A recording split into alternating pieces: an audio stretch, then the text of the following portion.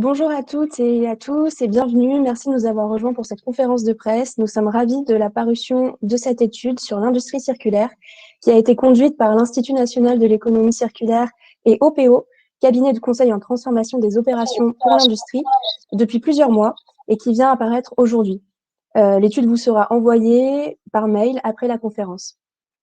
Construite sur la base d'entretiens qualitatifs avec plusieurs industriels et l'envoi d'un questionnaire quantitatif, cette étude présente des modèles économiques à destination des acteurs industriels pour faciliter la transition vers la circularité. Cette transition est nécessaire au regard des enjeux actuels de ressources, de réindustrialisation, de territorialisation des filières ou encore de sécurisation des approvisionnements qui ont été révélés à nouveau avec la crise sanitaire. Pour la faciliter, nous avons également souhaité émettre des recommandations à l'égard des territoires et des pouvoirs publics qui se saisissent de ces enjeux. Comme mot d'introduction, la parole est à François-Michel Lambert, qui est président de l'INEC et député des Bouches-du-Rhône. Vous soutenez depuis de nombreuses années l'idée que l'industrie doit être circulaire. Pouvez-vous nous en dire un petit peu plus sur ce sujet? Oui, merci Amélie, merci à toutes et tous, merci à OPO de leur participation active à ce travail qui est une pierre de plus, une marge de plus dans une stratégie d'économie circulaire. Nous avons utilisé le terme de pivoter. Effectivement, lors de la création de l'Institut national de l'économie circulaire en 2013, le concept était encore relativement récent et peut-être pas abouti. On était plutôt sur des questions de recyclage. Pour ma part, quand je parlais d'économie circulaire dans l'hémicycle, j'étais assez seul. En ce moment, on est sur la loi climat et on entend toutes les 10 minutes le mot économie circulaire à toutes les sauces.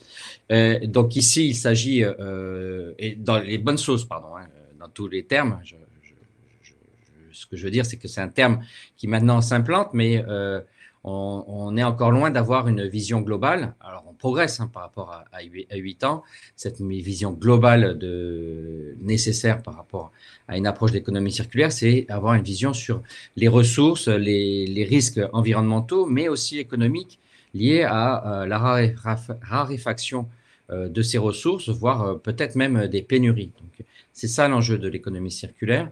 C'est un enjeu qui nécessite encore d'être consolidé. Alors, 8 ans plus tard, après la définition dans la loi transition énergétique pour une croissance verte en août 2015, j'invite chacun et chacune à se référer à cette définition de l'économie circulaire qui est effectivement référence et parle bien de ressources et non de recyclage, c'est majeur. En 2020, la loi anti-gaspillage pour une économie circulaire portée par Brune Poirson a permis d'avancer et de créer une prise de conscience bien réelle. Mais nous devons aller plus loin et la crise sanitaire a mis en exergue les fragilités de nos économies, notamment les risques d'approvisionnement en ressources stratégiques.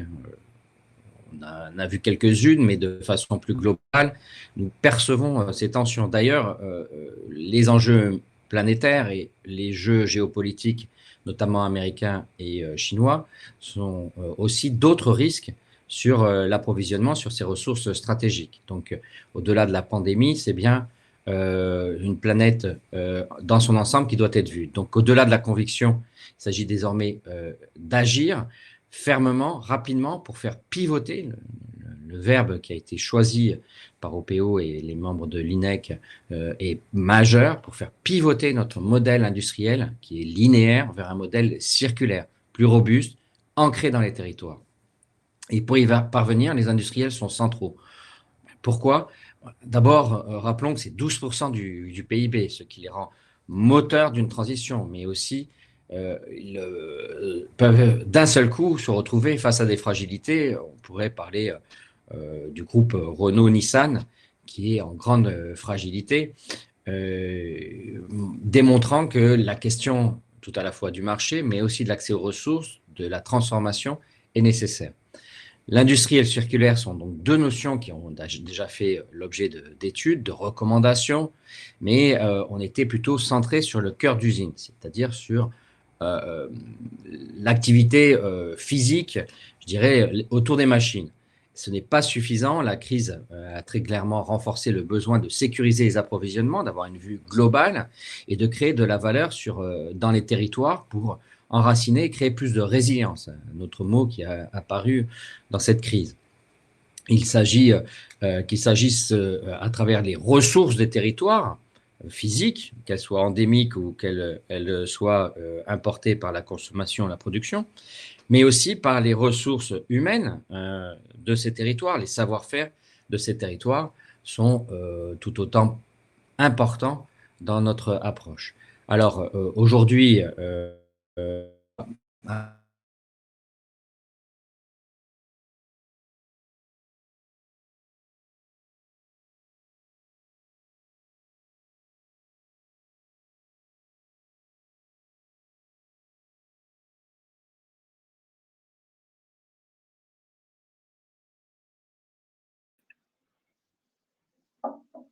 Je pense qu'on a François Michel, vous êtes figé.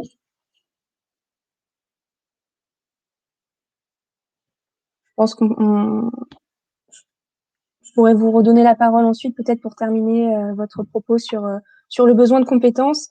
On peut peut-être continuer.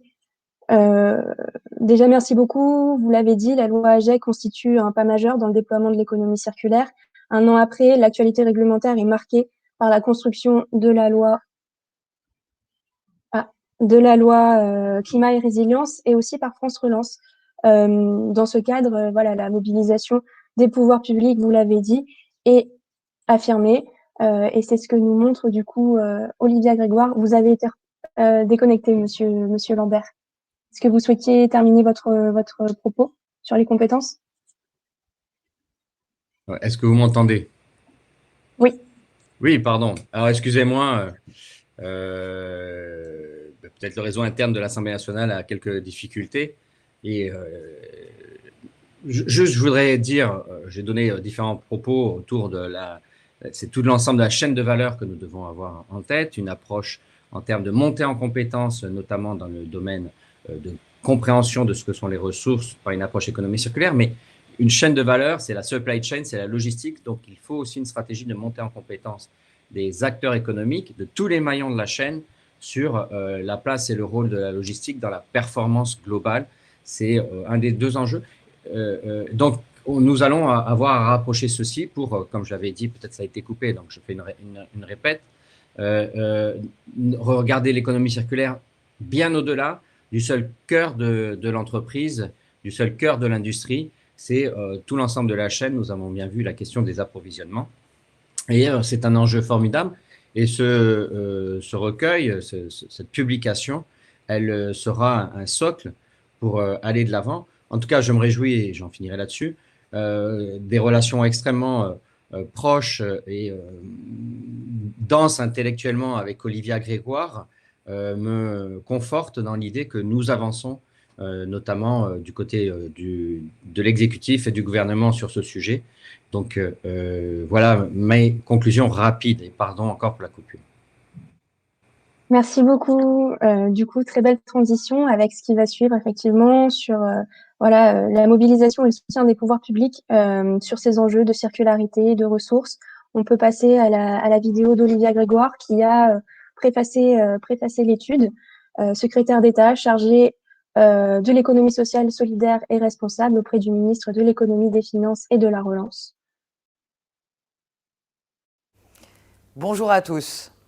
Ça aurait été un plaisir évidemment d'être parmi vous pour la présentation du rapport Pivoter vers l'industrie circulaire dont j'ai eu le grand plaisir de rédiger la préface aux côtés de ma collègue Agnès Pannier-Runacher. Analysant plus de 60 industries de toute taille et de tout secteur, c'est un travail considérable qui va venir nourrir durablement nos réflexions sur le futur circulaire de l'industrie parce que oui, le futur de l'industrie doit se conjuguer au circulaire comme tout un pan de notre économie d'aujourd'hui, mais surtout de demain. Antoine Lavoisier disait « Rien ne se perd, rien ne se crée, tout se transforme, vous le savez ». Sa maxime, ça pourrait être celle de l'économie circulaire et j'ai bon espoir qu'elle devienne également celle de l'industrie de demain. Notre gouvernement est totalement, entièrement mobilisé pour soutenir les acteurs de l'économie sociale et solidaire et notamment ceux qui agissent au quotidien pour répondre aux défis environnementaux à travers l'économie circulaire. Nous sommes nombreux à être engagés depuis des années pour favoriser la réutilisation, le recyclage, encore plus depuis le vote de la loi relative à la lutte contre le gaspillage et à l'économie circulaire, la loi AGEC. L'effort continue à l'heure où je vous parle. Le travail inédit qui a cours pour écrire une loi à ciel ouvert, grâce au concours de la Convention citoyenne et des 150 citoyens mobilisés, trouvera très bientôt son aboutissement à l'issue des débats au Parlement. Plusieurs dispositions vont bien sûr venir soutenir le développement de l'économie circulaire, en particulier en matière industrielle, avec l'élargissement de l'obligation de mise à disposition de pièces détachées à de nouvelles catégories de produits. Article 13. Je prête une attention très particulière aux dispositions qui viennent encourager les acteurs de l'économie circulaire. C'est un véritable marché en croissance, pourvoyeur d'emplois, dans lequel les acteurs de l'économie sociale et solidaire, au premier rang desquels les ressourceries et les recycleries, sont bien identifiés et soutenus pour accélérer les transitions. Dans le cadre de France Relance, ce sont ainsi 350 millions d'euros qui ont été provisionnés pour soutenir directement l'économie circulaire, notamment à travers des mesures d'accompagnement financier des ressourceries, pour recruter de nouveaux réparateurs, ou bien investir dans ces infrastructures, mais plus largement pour toute la filière qui regorge d'idées, d'énergie et d'innovation. Accompagner ces bonnes idées dans leur passage à l'échelle, c'est aussi ce qui nous a guidés dans la mise en place des premiers contrats à impact économie circulaire, financés par l'ADEME et opérés par Bercy. L'engouement des candidats désireux de conclure des contrats à impact en matière d'économie circulaire a conduit à un triplement de l'enveloppe initiale portée à 30 millions d'euros. Dans votre étude, 85% des industriels interrogés considèrent l'économie circulaire comme une véritable opportunité pour l'industrie d'améliorer sa compétitivité et de développer de nouveaux marchés. Parions sur ces éclaireurs. Je suis confiante parce que je suis convaincue que les structures de l'industrie sauront s'inspirer des réussites de leurs cousines de l'ESS. C'est ce à quoi je m'emploie d'ailleurs depuis mon arrivée à Bercy, créer des passerelles entre l'économie sociale, solidaire et responsable et l'économie conventionnelle. D'ailleurs, je dirais même que la raison d'être de mon secrétariat d'État, c'est de ne plus être indispensable le jour où on ne fera plus le distinguo entre l'économie responsable et le reste de l'économie. J'aurais gagné ce pari. Au même titre que lorsqu'il ne sera plus question de qualifier différemment l'industrie et l'industrie circulaire, parce que le circulaire sera dans toute l'industrie, alors vous aurez gagné le vôtre. Je vous fais confiance, je sais que je peux. Sachez que vous pouvez compter sur moi et sur l'engagement de Bercy à vos côtés pour transformer l'industrie et faire grandir cette industrie circulaire. Merci de votre engagement et de la qualité de votre travail.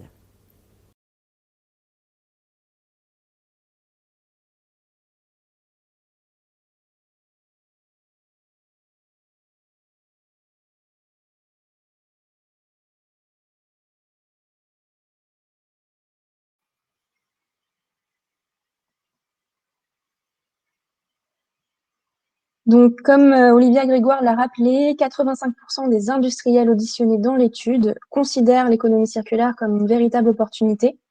Grégory Richat, vous êtes associé d'OPEO, un cabinet de transformation pour l'industrie. Est-ce que vous pouvez nous en dire un peu plus? Pourquoi l'économie circulaire constitue-t-elle une opportunité? Quelle a été votre démarche dans l'étude et son originalité? Oui, bonjour à toutes et bonjour à tous, ravi d'être parmi vous aujourd'hui.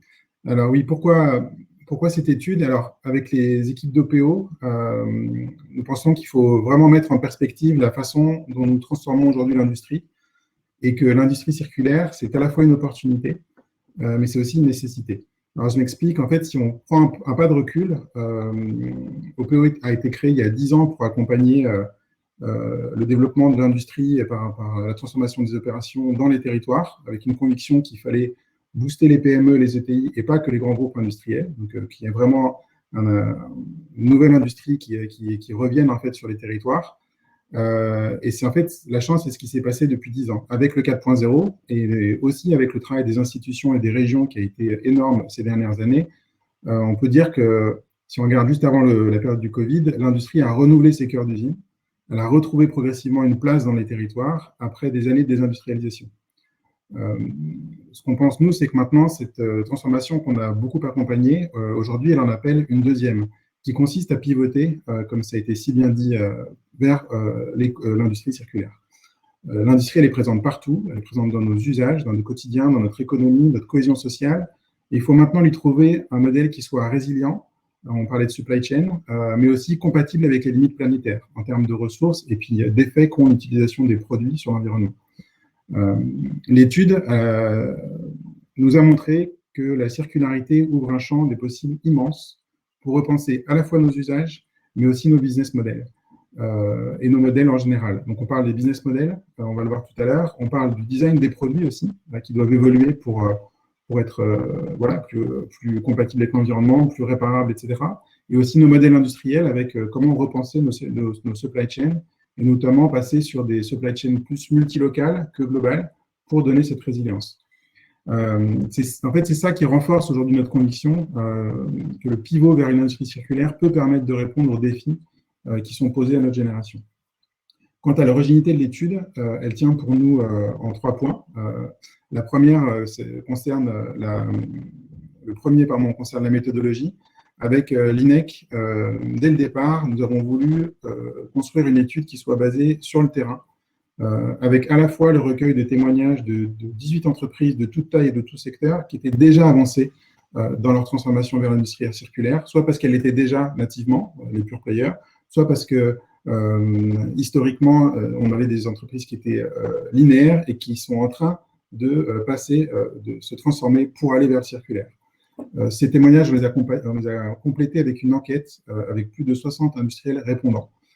C'est ce qui permet d'avoir aussi des chiffres qui permettent de quantifier un petit peu où en sont les entreprises dans cette transformation. L'étude, elle se veut à la fois ambitieuse et pragmatique. Ambitieuse parce que on voulait pouvoir décrire des modèles circulaires et des leviers pour accélérer la transition en se basant sur l'expérience d'industriels ayant déjà engagé leur transition, et ambitieuse parce qu'on espère que ça pourra générer une mise en mouvement de l'ensemble du tissu industriel. Le deuxième point, c'est le relatif au contexte. On a une étude aussi qui est inédite parce qu'on est dans une période très particulière de la fois crise sanitaire, crise économique, où beaucoup des éléments de la société et de l'industrie sont re-questionnés. Donc c'est complexe, mais c'est aussi une très bonne opportunité pour aussi penser à ce pivot. Et le troisième, enfin, c'est le fait d'être systémique. On a voulu toucher l'ensemble des secteurs industriels et pas se focaliser sur un seul secteur. Et on a voulu une étude qui puisse parler à la fois aux industriels, mais aussi aux institutionnels et aux régions, parce qu'on est convaincu que ce sera un travail et une transformation qui sera collective.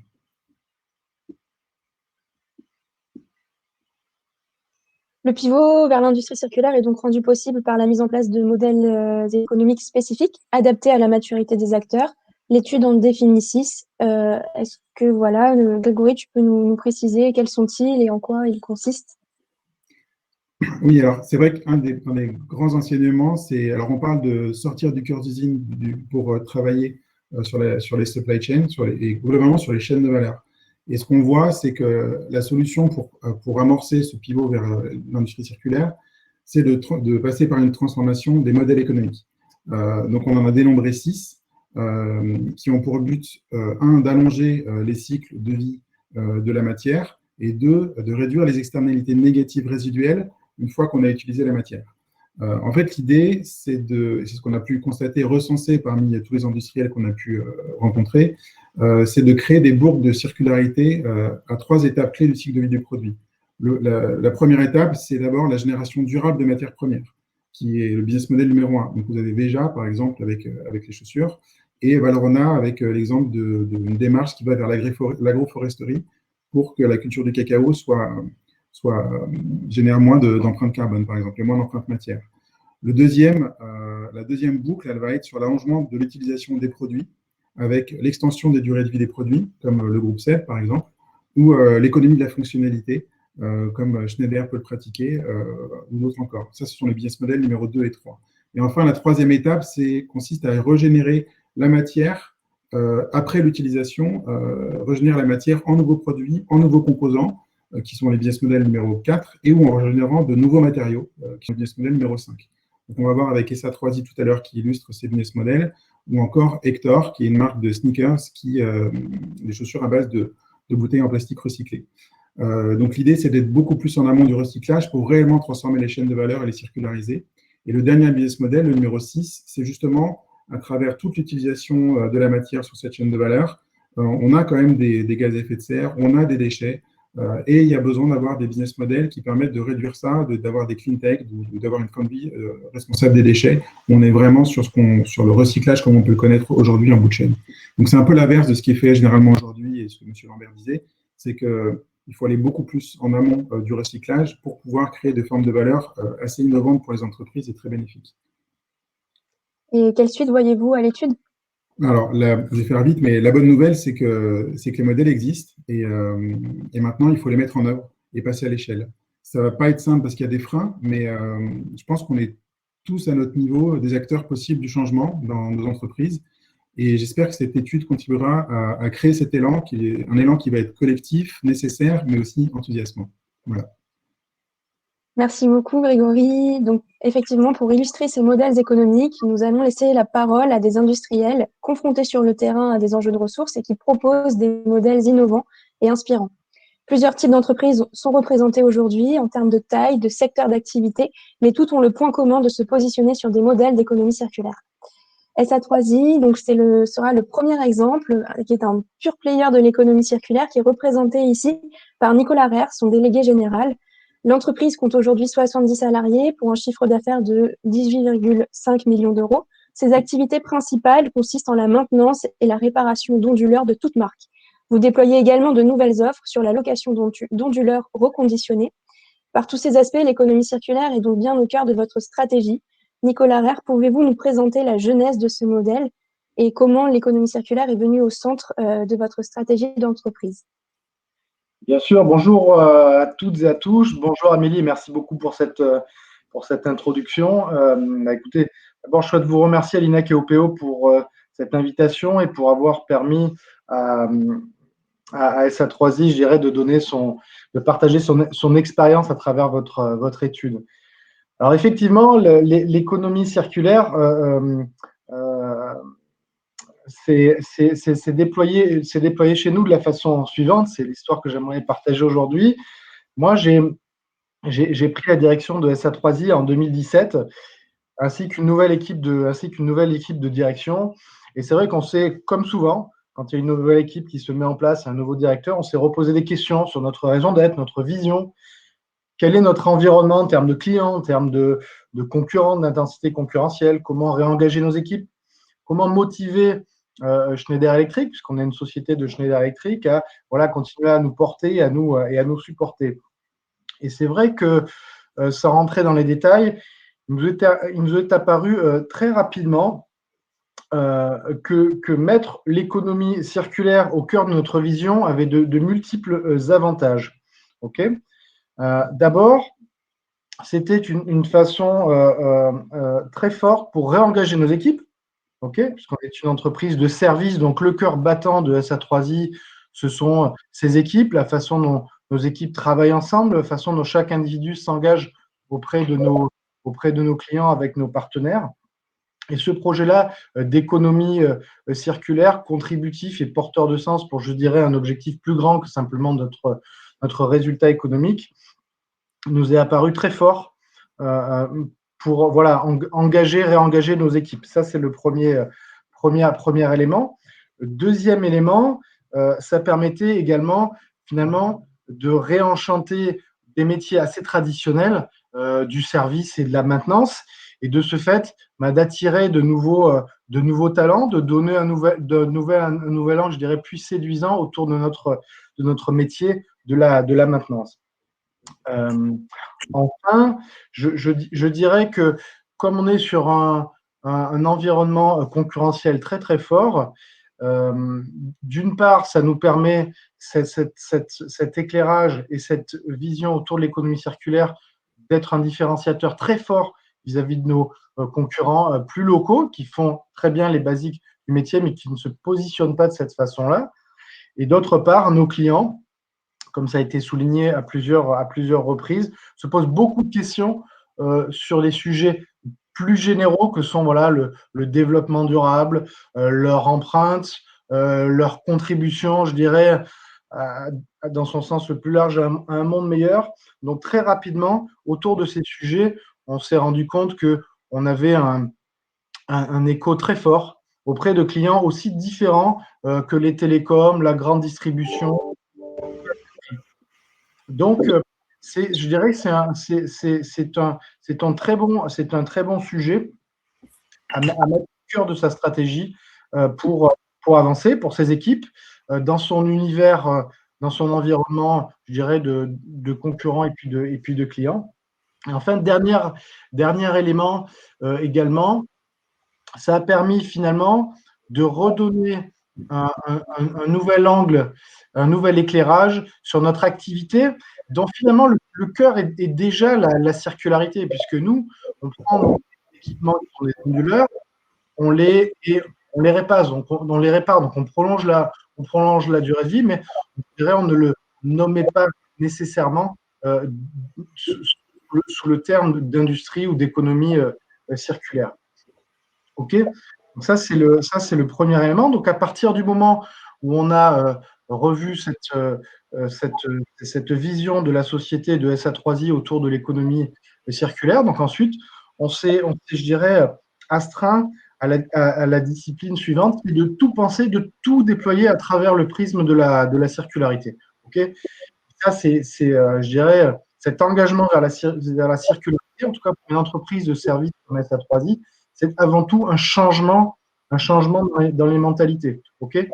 Alors, si maintenant je donne quelques éléments sur l'impact de notre modèle industriel, le premier, c'est voilà, comment je sensibilise et comment j'engage mes équipes, OK, hein, à travers, par exemple, la formation de mes équipes commerciales, de mes équipes communication. Comment est-ce qu'on va tout éclairer sous cet angle-là?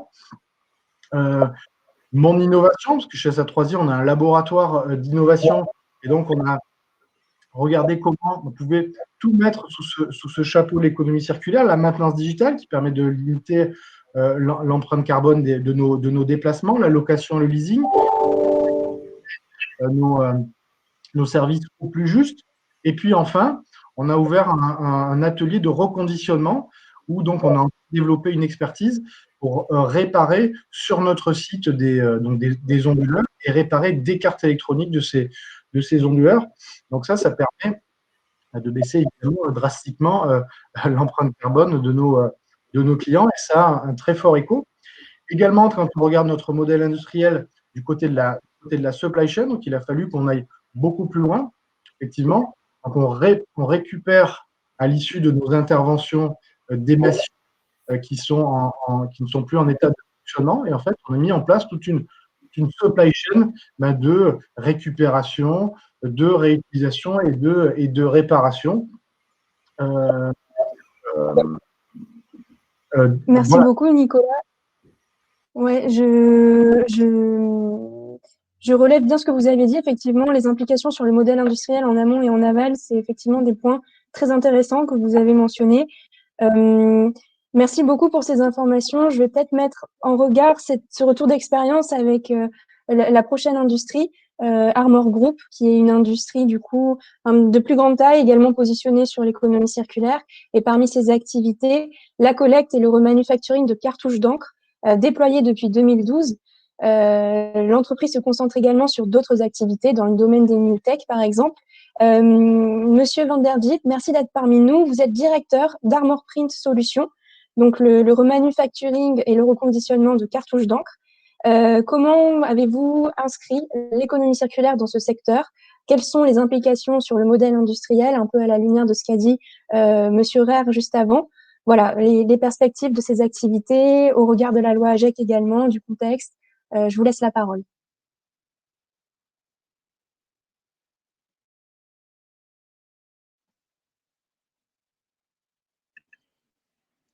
Ouais, il faudra juste… peut-être vous êtes en mute. Oui.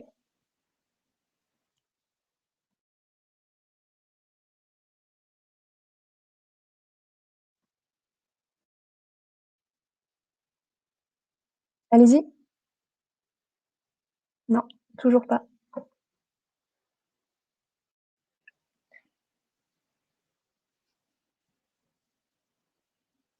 Peut-être qu'on passe à la prochaine, le temps de Oui, régler le problème micro. monsieur, je vous redonnerai la parole juste ensuite. Je vais peut-être, voilà, le temps de régler ce petit problème, solliciter Hortense Brunier, qui était notre troisième intervenant. Si tu veux bien participer, on vous redonnera la parole ensuite, monsieur Van der Biep. Ok, Hortense Brunier, ah, ça fonctionne. ça fonctionne? Ça fonctionne, oui. D'accord. Bon, à ce Bon, moment, je préfère de continuer si ça vous va. oui, vous pouvez Oui? continuer rapidement en 2 minutes. On est preneur de D'accord. votre retour d'expérience. Ok, merci Amélie. Je suis désolé pour cette petite problème technique. Comme vous entendez, j'ai un petit accent. Je suis pas français, je suis néerlandais. Je m'excuse à l'avance pour des petites erreurs en français ou ma petite accent. Comme vous avez dit, Armor, c'est un grand groupe avec des activités différentes. Moi, je m'occupe de toutes les activités de consumables d'impression, de cartouches jet d'encre et des cartouches laser ou des cartouches copieurs. Depuis 1992, excusez-moi, on fabrique déjà des cartouches remanufacturées. Au début, on commençait plutôt avec une optique très opportuniste pour qu'il y avait des cartouches dans le marché. Pourquoi pas utiliser et pourquoi pas remplir et vendre cette cartouche-là. C'était très profitable à cette époque.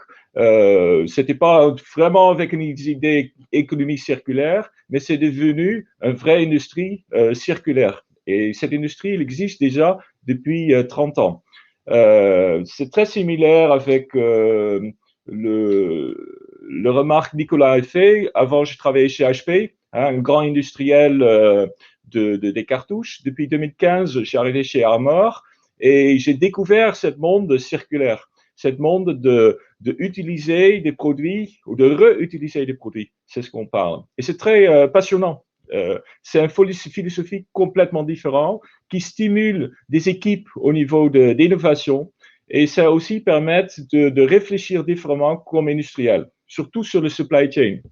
Et je pense que c'est un point très important qu'il est déjà mentionné par Nicolas aussi. Il faut réfléchir et organiser des équipes qui sont différentes. Si on va en 2015, quand j'arrivais, je voulais aller plus loin et vraiment lancer une vraie marque de circularité.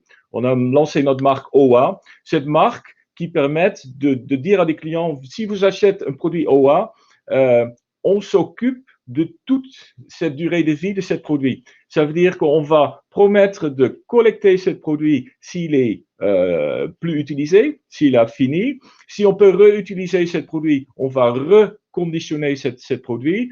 Et si on peut plus réutiliser, on va démanteler ce produit et on va trouver des filières comme matière première pour des autres filières de fabrication. Par exemple, pour les plastiques, pour les métaux, pour tout ce qu'on trouve dans un cartouche, on va trouver des autres filières. Et c'est comme ça aussi qu'on a fabriqué, développé une gamme de filaments 3D avec le plastique de cartouches collectées.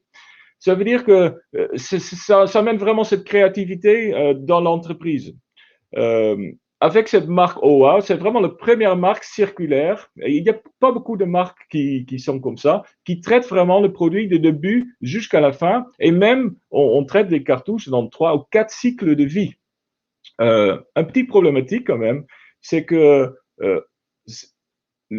pour le grand public, c'est pas très connu le nom de ces produits. Nous, on parle de remanufacturer. Le terminologie remanufacturer, ça veut dire quoi? On parle de plus en plus de reconditionner, mais c'est pas exactement pareil. On parle des téléphones reconditionnés, on parle de recycler. Je pense que c'est un peu une problématique pour l'économie circulaire. Ça veut dire quoi exactement? Parce qu'on parle beaucoup de recyclage, mais c'est pas, pour moi, c'est pas l'économie circulaire. L'économie circulaire, c'est basé sur la réutilisation de produits. C'est le premier niveau d'hierarchie de déchets qu'il faut réutiliser, parce que c'est ça le but. Recycler, et souvent c'est brûler des produits dans des fours pour recyclage thermique. Pour moi, c'est pas l'économie circulaire. Et c'est ça que c'est pas encore très connu. il faut aller plus loin et il faut pousser vraiment cette modèle si loin qu'on va trouver des produits qu'on n'avait pas avant. Et je pense que notre industrie et notre marque OA, c'est un très bon exemple avec ça. Maintenant, on va encore plus loin. Ça veut dire que Armor, c'est une entité française avec une vigueur internationale sur l'Europe. Aujourd'hui, je discute avec des OEM dans le cadre le plan européen sur l'économie circulaire. On est en train de développer un voluntary agreement. C'est un arrangement avec la Commission européenne et les OEM. Comment on peut améliorer cette circularité dans toutes les cartouches d'impression. Ça veut dire que la Commission européenne, il veut définir des objectifs pour les OEM de réutilisation de produits. Ça veut dire qu'aujourd'hui, on pense plutôt de dire 40% de produits qui sont fabriqués par des OEM, il faut qu'ils soient réutilisés dans le futur.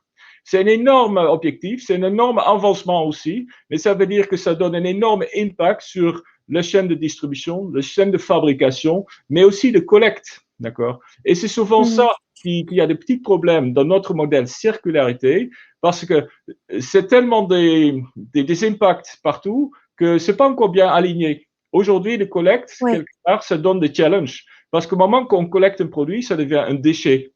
Et si c'est un déchet, c'est très difficile de traiter ces déchets parce qu'on ne peut pas traiter les déchets parce qu'on a besoin d'autorisation spécifique. Ça veut dire qu'aujourd'hui, je suis même dans une situation, quand je voudrais utiliser des cartouches qui sont collectées par un éco-organisme, ils n'ont pas le droit de me donner cette cartouche. Ça veut dire qu'ils sont obligés de brûler les cartouches. Je peux que utiliser des cartouches que je collecte moi-même. Ça veut dire quelque part, c'est encore pas parfait dans le modèle, comment les modèles ils sont alignés, comment les lois ils sont alignées. Et je pense que c'est ça l'avantage qu'il faut pousser. Et c'est ça notre rôle aussi comme industriel pour montrer cette petite faiblesse, pour travailler sur cette partie, pour proposer des solutions et vraiment aller plus loin dans cette démarche de circularité qui est vraiment de réutilisation de produits. D'accord? Vous entendez, on Merci est tous beaucoup. très ambitieux et énergiques sur ce modèle-là, parce que c'est passionnant. Mais vous l'avez souligné, il y a besoin du coup de faire évoluer aussi le cadre institutionnel pour que se déploie l'économie circulaire. Et donc, je vais laisser la parole ici à Hortense Brunier, qui est directrice économie circulaire du Gimélec, qui traite de ces questions. Est-ce que vous pouvez nous présenter pour les acteurs du coup de la filière de l'électronumérique que vous représentez en France, environ 90% de la filière est représentée au sein du Gimélec. Quels sont justement les leviers à actionner pour faciliter cette transition, pour mieux tendre vers l'économie circulaire? Hortense, je vous laisse la parole. Bonjour à tous, ravie d'être parmi vous. Merci beaucoup pour l'invitation. Effectivement, donc, les adhérents du Gimélec conçoivent et déploient toutes les technologies électriques et numériques pour le pilotage optimisé et sécurisé des énergies, des infrastructures, de l'industrie, des bâtiments et de l'électromobilité. Donc, on a 67 000 personnes qui sont sur le territoire, dont environ 10 000 dédiées aux services de maintenance et de réparation. Et les solutions de nos entreprises donc, permettent vraiment à leurs clients utilisateurs de réduire les consommations de ressources dans l'industrie, les bâtiments, les data centers et de s'organiser de manière circulaire. Par exemple, ça peut être le management de l'énergie comme service ou des contrats de performance, le leasing. Et donc, les modèles d'affaires circulaires qui sont déployés par nos entreprises sont vraiment indispensables à la transition écologique et doivent être davantage soutenus. Et voilà plusieurs leviers qu'on a identifiés et que je souhaitais partager avec vous aujourd'hui. Tout d'abord, un des premiers leviers, c'est de soutenir vraiment un développement qui est basé sur le capital humain, via notre système social et fiscal. On pourrait donc soutenir davantage les compétences dans les territoires qui sont vraiment cruciales pour la compétitivité de l'industrie, avec de nouveaux mécanismes à trouver pour abaisser le point mort de ces modèles d'affaires circulaires qui sont vertueux. Xavier Huot parlait de PIB local et effectivement, il faudrait trouver des leviers et notamment pour abaisser le coût des charges sociales de ces boucles locales vertueuses. Un autre levier qu'on a identifié et qui est également à la portée directe de l'État, c'est de faire en sorte que les groupes publics ou régulés adoptent des pratiques exemplaires en matière d'achat de services, de biens durables et en provenance de l'industrie française. Donc ça peut passer notamment par un examen systématique du coût total de possession, tant sur le plan financier qu'en termes de CO2 ou de ressources naturelles. On sait que les offres de produits et architectures qui sont durables, économes dans la durée, réparables, au moindre coût in fine, peuvent dans certains cas avoir un coût d'achat initial qui est supérieur. Et donc, nous souhaitons qu'un prisme de lecture amélioré puisse permettre de mieux évoluer de l'achat pur et simple d'objets et d'équipements vers une sorte d'économie de fonctionnalité. Dernier point, dernier levier important, et on le voit aujourd'hui dans l'actualité en cours au niveau européen dans le projet de règlement sur la taxonomie européenne, les investisseurs ont également une responsabilité dans l'accélération de la transition en ciblant les entreprises et les projets qui appliquent l'économie circulaire à leur modèle d'affaires. Et donc, il est temps d'aller de l'avant avec une divulgation transparente de la performance des ressources produits, services, activités, en se focalisant sur des indicateurs de performance circulaire rattachés au modèle d'affaires. Donc, dans les prochaines années, la France pourrait devenir une championne des modèles circulaires et de l'économie du PIB local. Et donc, on pense que c'est une opportunité qu'il faut absolument saisir. Merci à tous. Merci beaucoup Hortense pour cet exposé très intéressant sur les leviers pour mieux tendre vers l'économie circulaire.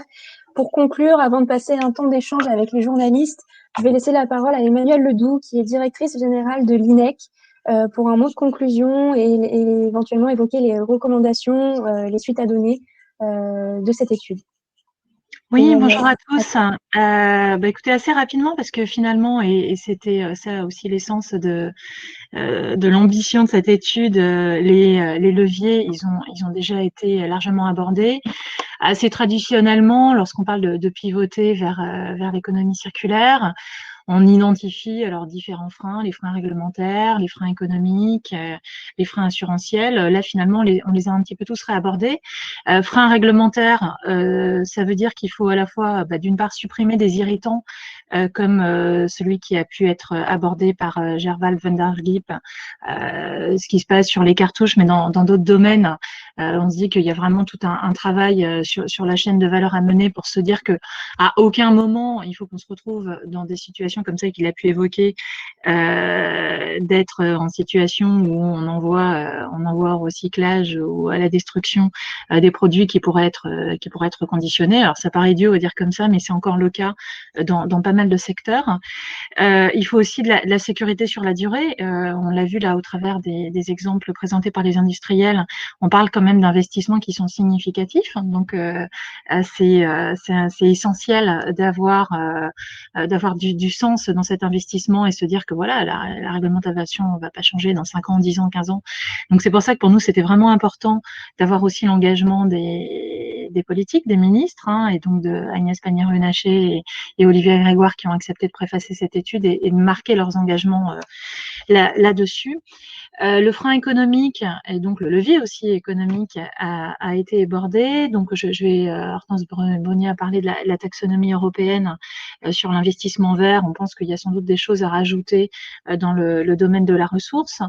Là, c'est très carbone et il y a encore ce sujet qui est abordé, à travailler, mais ce sera probablement le cas au fil de l'évolution de cette réglementation. Moi, j'aimerais insister aussi sur la dimension territoriale de l'investissement. Alors territorial qui peut passer par la commande publique, c'est quand même un levier important, mais aussi tout ce qui va être mis en œuvre au travers des fonds structurels.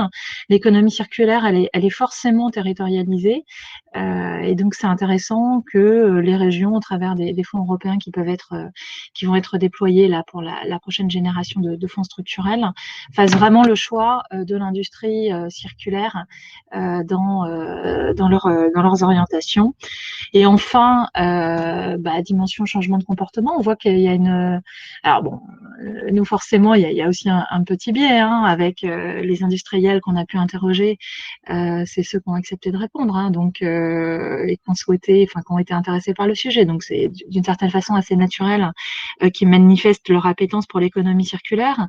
Mais globalement, on voit qu'il y a quand même un mouvement qui est fort, alors qui est un mouvement fondé sur des valeurs, l'envie, le besoin de préserver la planète d'une part, mais c'est aussi il y a un rapport à la nécessité. Là, encore aujourd'hui, on voit qu'il y a un fort renchérissement des matières premières, une tension sur les ressources, sur les coûts, et donc ce besoin de transformation, il est majeur, ne serait-ce que pour assurer la pérennité de notre industrie. Donc, changement de comportement qui va avec de la formation, et encore une fois dans un cadre compris, régulé et organisé sur la durée avec les financements idoines. Donc, tout ça paraît très simple. En fait, ça risque d'être quand même relativement compliqué. Et c'est tout l'enjeu de cette étude, c'est de montrer ce qui existe, ce qui peut être fait, ce qui aurait pu être mieux fait peut-être.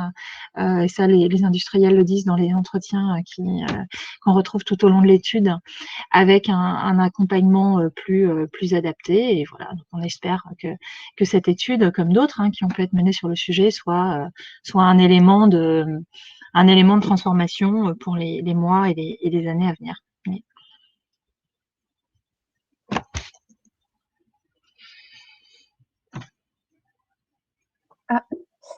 Pour cette conclusion et les recommandations que tu as rappelées, qui sont donc bien inscrites dans l'étude, on a un temps d'échange avec les participants qui souhaiteraient avoir des précisions, soit sur l'étude à destination des industriels également. Donc, vous pouvez utiliser le chat et nous les prendrons petit à petit.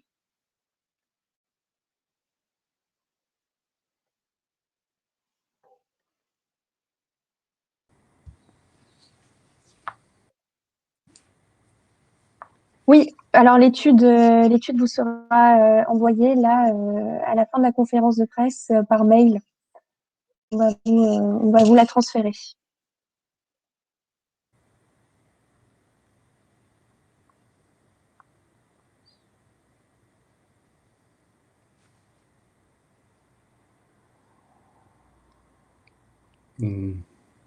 Amélie, Oui. il y a des questions ou pas? Sinon, vous pouvez également poser les questions de vive voix en montant sur scène, si vous préférez. Je suis sur scène, moi. Ouais. Alors, les journalistes, n'hésitez pas du coup à cliquer sur aller sur scène et on prendra votre question en direct. Amélie, est-ce qu'on m'entend? Oui. Oui, vous, c'est bon. Allez, pardon. Oui, j'ai donc bien écouté les différents intervenants. Il y a quand même un élément qui est revenu quasi systématiquement, et je les remercie. Je remercie de dessiner ce qui est encore difficile à mettre en œuvre. Alors, je suis d'autant plus satisfait de ce que vous avez pu exprimer sur la supply chain, sur la logistique. C'est un élément crucial qui devra être une des clés de réussite dans ce fameux pivoter l'industrie vers plus de circulaire. La capacité à rapprocher les dynamiques logistiques, supply chain que pourrait porter un exécutif, que ce soit l'exécutif national ou des exécutifs locaux, avec des dynamiques d'économie circulaire territoriale, qu'elles soient nationales ou qu'elles soient dans des régions.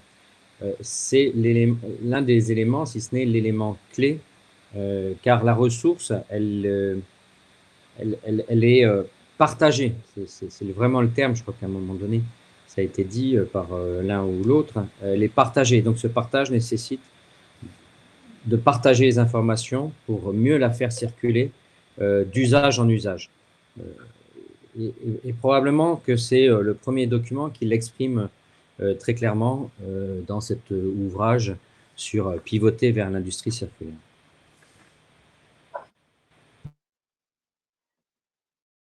Merci beaucoup François Michel. On a une question de Florence Roussel.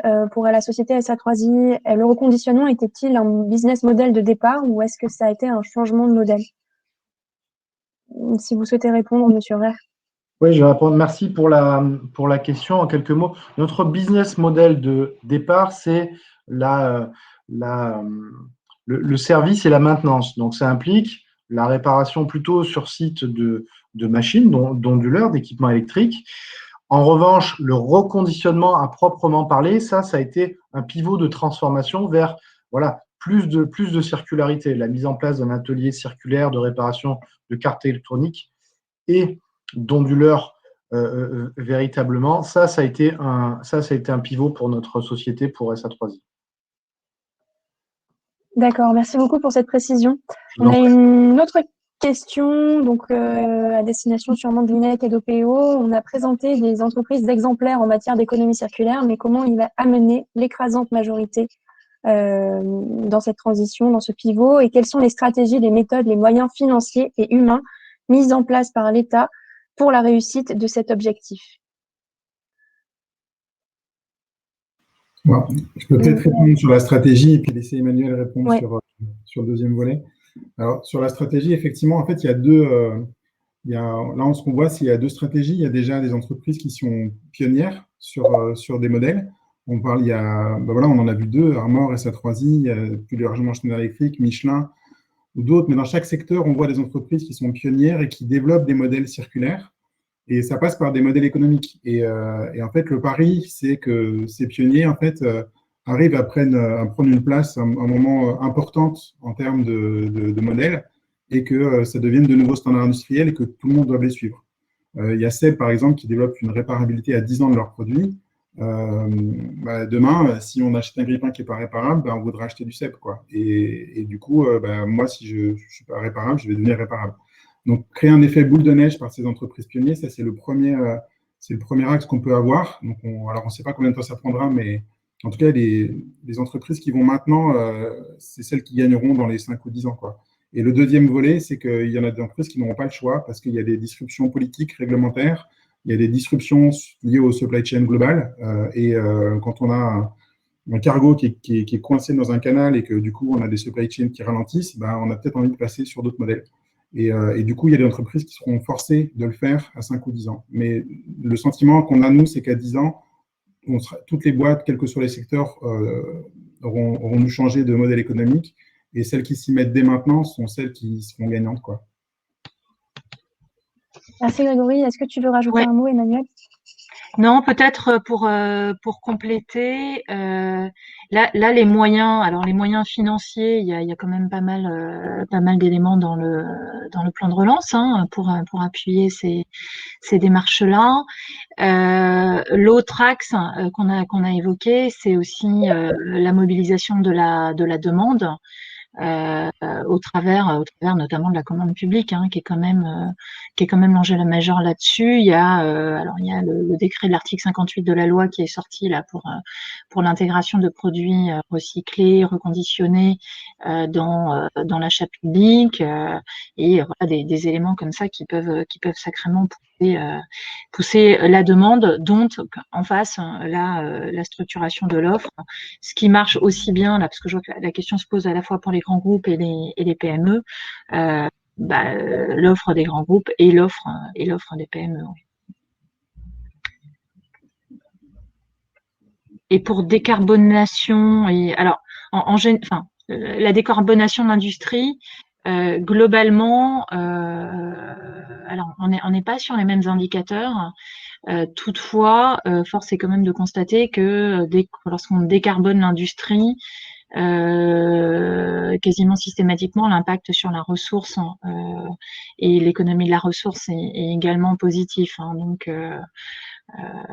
Donc les deux vont de pair. En tout cas, l'économie circulaire et les différents modèles économiques tels qu'ils ont été présentés par Grégory et l'ensemble et les industriels qui venaient parler ont également des impacts fort positifs sur le carbone.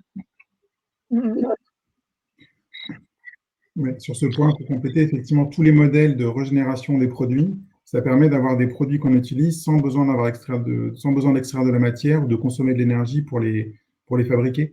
Donc, en fait, il y a des vertus qui sont très fortes en fait, sur la circularité. Et en fait, si on décarbone uniquement par le volet énergétique, on rate peut-être un tiers ou la moitié du sujet de la décarbonation, parce qu'on a quand même des produits à produire, des matières à extraire qui auront un impact carbone également, quoi.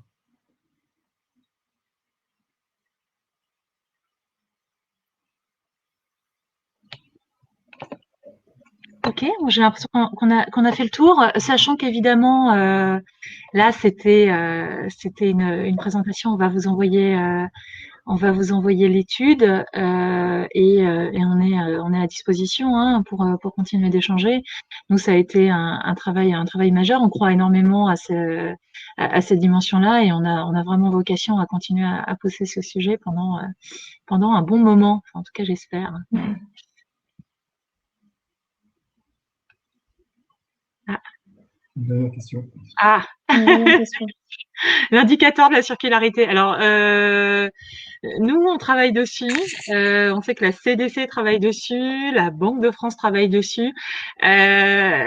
C'est compliqué, c'est passionnant et c'est compliqué, quoi, parce que l'indicateur ressources, hein, il est évidemment une tonne de GES, c'est une tonne de GES, quoi. Au niveau de la ressource, c'est évidemment très très différent. Donc c'est un gros enjeu, c'est un enjeu notamment pour la taxonomie européenne. Il y a une forte demande des investisseurs là-dessus. Donc oui, beaucoup d'acteurs travaillent dessus. L'idée, par rapport peut-être à d'autres domaines, c'est d'arriver sur des indicateurs qui soient des indicateurs partagés et pas de se retrouver avec tout le monde qui fait son indicateur maison, comme il peut y avoir les labels maison, pour qu'on puisse vraiment avoir de la comparaison sur ce sujet. Et sur on sera alors pour la commande publique, on sera surtout là alors c'était, je crois, il me semble que c'était hier hein, qu'il y avait la discussion sur une bonne partie des amendements sur ces questions-là. Peut-être laisser François Michel répondre. En tout cas, des choses plutôt pas mal ont été votées, ce me semble, mais ça peut toujours être mieux. Hein. Enfin, moi, je suis dans l'ombre, pardon. En direct, mais sur ce sujet. J'ai plus de batterie, tiens, j'ai oublié de regarder. Excusez-moi, plus de batterie. C'est désagréable. Hop. C'est un portable reconditionné, c'est pour ça qu'il ne tient pas. Voilà. Donc, vous m'entendez? Je ne sais pas si vous m'entendez, oui. Oui. Merci. Effectivement, c'est ce que je disais, pas être trop critique de la loi climat, mais les éléments les plus concrets que l'on ait eus à date, hein, on est seulement au 19e article sur 125, c'est ce que nous avons débattu vendredi soir et hier avec Olivier Grégor, justement, sur les achats publics. C'est très, très bien travaillé, très volontaire, très intéressant, très dynamique. Il va y avoir une transformation. Alors, j'en demande toujours plus, hein, l'équipe de l'INEC le sait. L'État se donne 5 ans. Moi, je souhaitais que ça aille un peu plus vite, hein, d'ailleurs sur des amendements portés par l'INEC, hein, qui demandaient à ce qu'on puisse enclencher ça sous les 2 années à venir. Mais bon, même 5 ans, ça passe vite. 200 milliards d'euros, entre ceux de 200 milliards d'euros d'achats publics vont être concernés par une transformation complète de l'approche en termes d'achat dans plusieurs dimensions, dont une approche économie circulaire. Il y a une question qui a été posée sur les indicateurs. Effectivement, il faut avoir un indicateur pour pouvoir progresser, sinon vous ne savez pas vers où vous progressez. Donc, il y a les indicateurs que l'Europe ou d'autres essayent de mettre en œuvre, mais il y a aussi les indicateurs propres à une entreprise qui changent tout. Moi, j'ai toujours recommandé à ce que, notamment plutôt vers les collectivités, elles se dotent de l'indicateur qu'elles souhaitent. Et déjà, elles auront fait 50% du chemin et pourront aller de l'avant. Un des indicateurs que je recommande d'ailleurs dans la loi climat et que les collectivités mesurent le taux d'occupation de leurs bâtiments publics. Quand une collectivité se rendra compte que ces bâtiments publics sont utilisés à 5 ou 10% du temps total d'une année, hein, de 365 jours par an, elle se re-questionnera sur l'usage et la place de ce bâtiment. Mais dans une entreprise, c'est la même chose sur des ressources. Quel est son taux d'utilisation, quel est son taux d'engagement, et on a parlé de supply. C'est plus complexe que des bâtiments dans une collectivité. Il faut regarder le taux d'utilisation et d'engagement des ressources mobilisées sur toute la chaîne logistique pour déterminer où sont les marges de progrès. Il y a besoin d'un indicateur connu, reconnu, accepté par tous et qui doit être européen de préférence, mais ne pas l'attendre, c'est ma grande recommandation, et créer son propre indicateur dans son périmètre. L'entreprise, mais on a bien vu, ça a bien été dit, toute la chaîne de valeur, c'est beaucoup plus judicieux.